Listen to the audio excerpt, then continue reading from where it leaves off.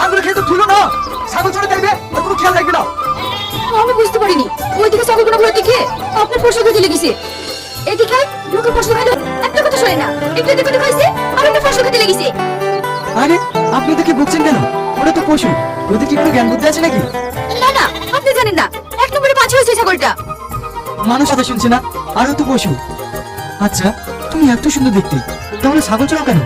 আমি দেখে খুব ভালোবাসি, তাই এদিকে আমার সঙ্গে সবসময় নিয়ে বেড়ায়। সত্যি তোমার ছাগল চড়াতে কষ্ট হয় না? না, আমরা গরিব মানুষ, ছাগল হাঁস মুরগি এসব পেলে তো আমাদের সংসারটা চলে। একটু কষ্ট করে করলে সংসার চলবে। আচ্ছা তুমি এখানে রোজ ছাগল চড়াতে আসো? হ্যাঁ আসি তো। তাহলে আমি কিন্তু তোমার সঙ্গে দেখা করতে আসবো। কেনে? তোমার এই মুখে মিষ্টি কথা শুনতে আমার খুব ভালো লাগছে। কি যে বলেন না, আমি এখন আসছি। সেই তোকে একটা কথা বলবো বলবো করে বলাই হয়নি। কি কথা? মানে সত্যি কথা বলতে আমার একটা মেয়েকে খুব ভালো লেগেছে। আমার ভালোবাসার কথাটা তাকে বলতে পারিনি। তা পারবি কেন? এখন তো সব বুঝতে পারছি। ইয়া কি মানিস না? মেয়েটাকে বল। তোদের ওই মাঠে একটা মেয়ে ছাগল চড়াতে আসে না, দারুণ দেখতে ওই মেয়েটা। ও তো সে বাবুর ঘুগনি আমার মেয়ে। তোর কথা, ওকে বি করে তোর কাজ আছে?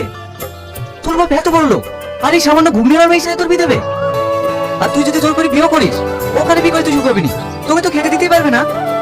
সুখ শান্তি সব উপরবেলা হাতে, যদি কপালে সুখ থাকে তাহলে আমি ভিখারি বাড়িতে সুখ পাবো। বাদে তোর এই কাপড় মারার কথা। আমি কাকে ভালোবাসি জানিস? কাকে? ওই সেলিম মাস্টারের মেয়ে সালমাকে। এই পুরো তো বিশাল বড় লোক রে। শোন, সবসময় মাথায় বুদ্ধি রেখে কাজ করতে হয়। ওই পচা আমাকে আমি কাটিনি। আমার নাম শাহিদ। একবার যদি সালমাকে বিয়ে করতে পারি না, তাহলে শোনাই সোহাগা।